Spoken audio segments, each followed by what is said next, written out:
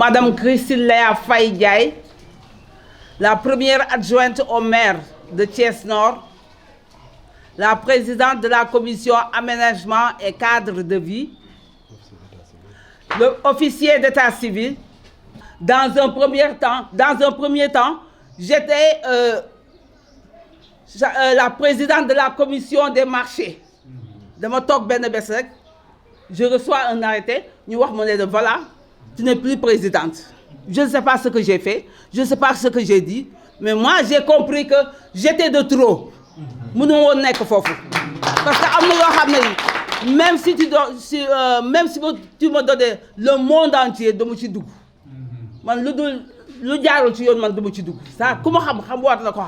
peut-être, je n'ai rien, mais quand même je me contente du peu que j'ai. J'ai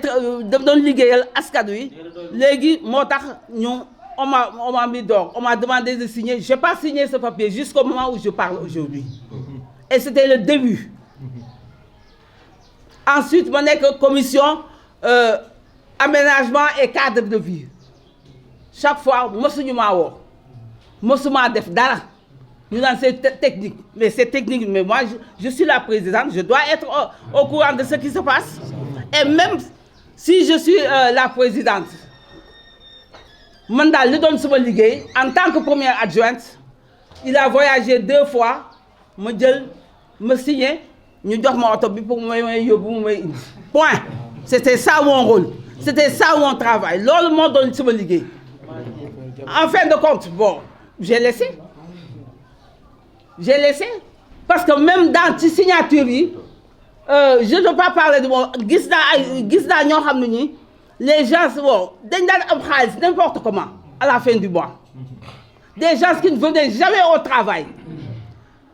qui n'étaient même pas dans ce pays, chaque mois, des faillites. Des emplois fictifs. Waouh! Il y avait des emplois fictifs. Waouh!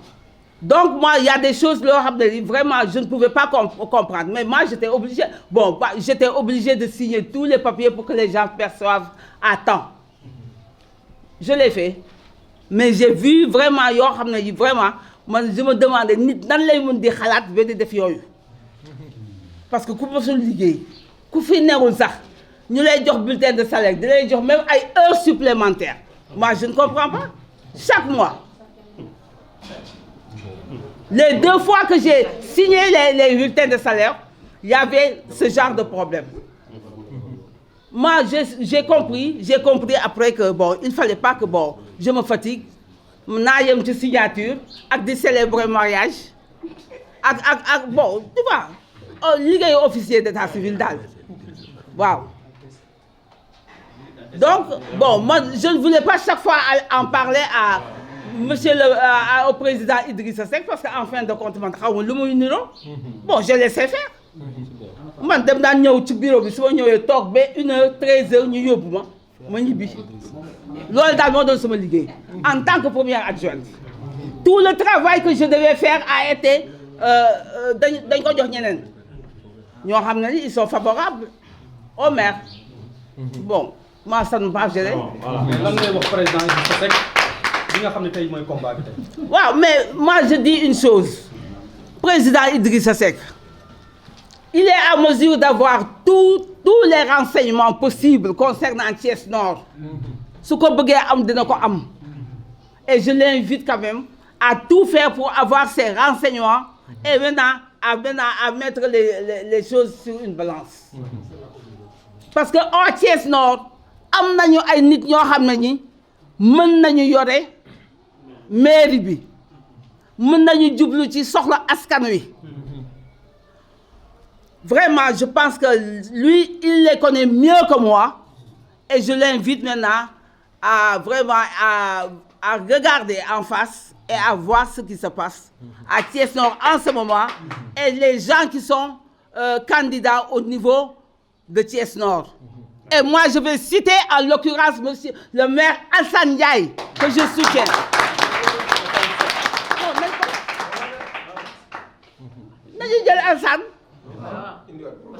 dañ ko indiwaat maire de premier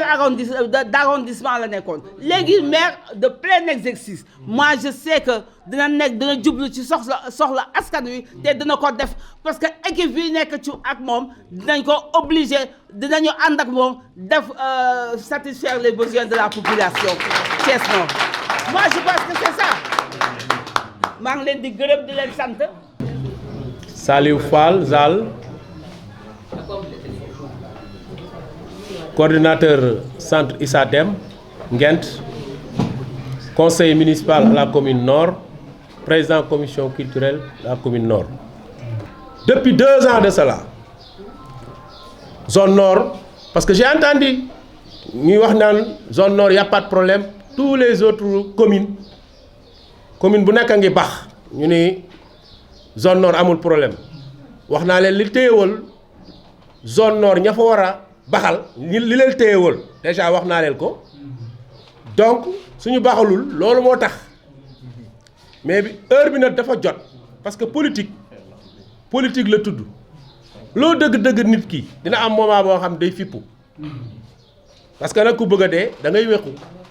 foofu la problème bi nekk depuis 2 ans de cela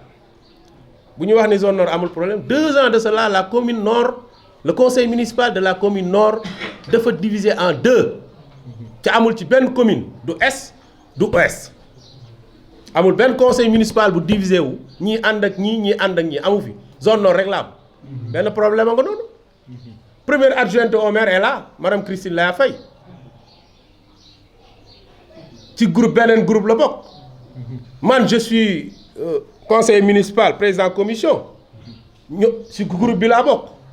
ak Adama Diop conseiller Gora Gueye conseiller tant d'autres conseillers yoo xam ni sax ay si ñun la ñu bokk mais dañuy def semblant rek parce que on veut pas de problème donc bu ñu waxee ni y a pas de problème y a un problème benn problème a ngi noonu ñaareel ba tous les responsables yu nekk ci quartier gi mais c'est des grands responsables yoo xam ne ay jàmbaar lañ ci seeni fief que ce soit ñi nekk ak ñun que ce soit ñi nekk ak ñeneen ñoo xam ne dañuy reyante ci seeni quartier pour gagner le combat mais nag du ñu toog ba heure bii nag ñu am problème bi benn nit le maire actuel d'ailleurs loolu moo tax sax ñu indiwaat le cas de Alassane Ndiaye parce que bu fekkoon kii fi nekk doxal na kon du ñu demaat bay waxi Alassane Ndiaye moo taxan ñu ñëw créer alternative Thiès Nord ça fait 2 ans de cela ñu ngi liggéey di regrouper wu di réunion on a sillonné la commune partout Madina Fall Diakhao Nguent Petit Thialy village rattaché yi Poñen Thionax fépp on l'a sillonné avec le maire Alassane Ndiaye boobu yëpp ñu ngi liggéey sous terrain kenn yëgul kenn xamul suñu neexoon xëy def meeting bu rëy mais boobu bëgguñu indi ay tiraillement ci parti bi parce que discipline du parti ak mu fa mu nekk ak Idriss Seck day koy sóor toujours parce que nawleem la presque ñoo maase presque ñii fi nekk ay xale lañu donc loolu la doon sóor guddi bëccëg suba ngoon ñun nag li ñu dund ci conseil municipal bi tey jii ba éclatement boobu am ñun ñoo ko xam actuellement tey jii koñ boo dem du farfarloo du dara moo tax koñ boo dem boo waxee Lamine Diallo ñu ne bu ñu wax waxi Lamine Diallo kon nag man mi nga xam ni tey jii ma dëkk Nguent waa Nguent bëgg ma lool ma leen di servir guddi bëccëg suba ngoon comme Adama Diop comme Gora Gueye comme Christine comme Cheikh Dieye comme keneen ak keneen mais tey jii boo ñu tegalee koo xam ne tey jii population bi buggu ko vomir nañ ko mais nan la ñuy def ba gagner problème bi foofu la nekk mais ñun on n'a pas un problème avec Lamine Diallo parce que Lamine Diallo il a un problème de gestion la am il a un budget bu ñu la ko joxee da nga koy jox ñaka moom daf ko joxul nag ñaka moom moo tax tey jii population bi yëpp vomir ko waaw loolu mooy problème bi loolu nag ñu ngi ciy interpeller le président Idriss Seck vraiment ñu di ko féliciter bu baax nag tam di xam ni njaboot bi yëpp njabootam la que ñun li ñu bëgg yëpp que moom mu gagné pour mu gagné nag que Lamine Diallo mii du tax boo ko fi tegee dañuy ay problème la ñuy am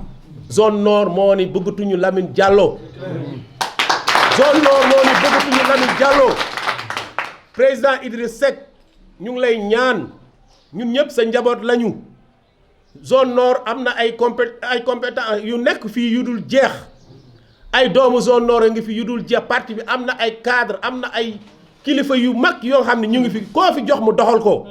mais dafa yomb sax un maire boo xam ne tu as fait 7 ans ku nekk di la yuuxu koñ boo dem mu yuuxu la ah nga bëgg ñëw tey jii nga ne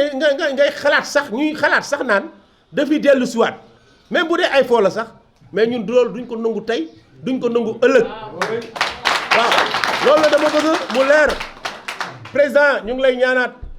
nga xoolaat bu baax parce que ñun ñëpp say njaboot lañu suñu sañee tey jii élection yi di jëm nga gagné largement la commune nord pour gagner nag largement la commune nord il faut que nga teg njiit boo xam ni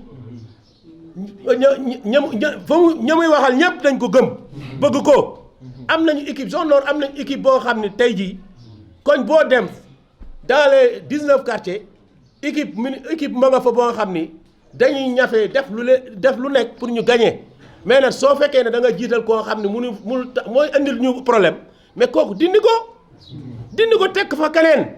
ñun loolu rek lañ lay ñaan président dindi ñu Lamine Diallo teg fa keneen koo fa mën a teg baax na ñu ngi leen di gërëm. kii nga xamante ne mooy Lamine Diallo mooy problème bi ñun fii zone nord responsable yi amuñu problème population bi amuñu problème ci seen biir benn problème lañ am muy le maire Lamine Diallo parce que nag nit buñ la dénkee ni la doxalal da nga war a yamale ñëpp mais doo jël liñ la dénk te askan wi la ko dénk jàkkaarloog yow di la seetaan ñi nga xamante ne bokkuñu woon ak ñoom gëm-gëm walla gis-gis ci politique demoon ak ñoom ci ay élection battre leen toog di seetaan nga jóg ni lu la neex ngay doxal lu la neex ngay yore sa mairie képp koo nga xamante ne jàpp nga ni mën na la wax dëgg da nga ko écarter ñun ñii subir nañ boobu injustice fii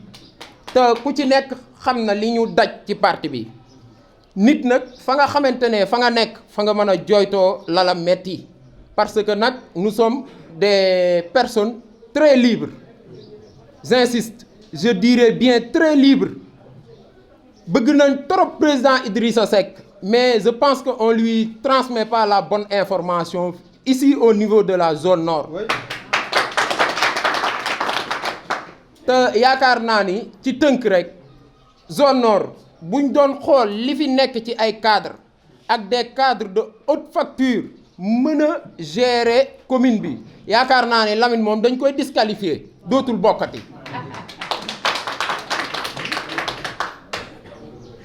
bokk na ci monsieur Alassane Ndiaye comme niñ ko waxee sànq Lamine bu defoon li mu war a def yaakaar naa ni dootuñu xalaat Alassane monsieur Tahir Seck mi ngi fi bañ nañ ko sax lu ñuy wax le candidat aux mains propres amul benn angle d'attaque que ça soit au niveau de Rewmi que ça soit du côté de l'opposition te am na xam-xam fa mu nekk kilifa la fa mais pourquoi donc ñu bëgg ñu imposer benn nit Lamine Diallo en tout cas ñun duñu ko nangu tey duñu ko nangu ëllëg te yaakaar naa ni nag le président Idrissa Seck dañ ko joxul la bonne information président ñi ngi lay ñaan ñi ngi lay alerter nga jóg atte balaa yëf yi di àgg foo xamante ne du ñu neex ñun ñëpp parce que bëgguñu sax nga fiy gañee yenn taux yi parce que am na ngañaay loo nga xamante ne sax mook defe tayam te loolu la ñuy ragal kon ñi ngi lay ñaan président di la alerter di la wax ni la jugal nga yónni ay nit fii ci zone nord ba ñu xam ni ñun lii ñuy wax suñu intérêt catégoriel taxul ñu koy wax mais c'est l'intérêt général c'est l'intérêt de toute la population zone nord-ouest je vous remercie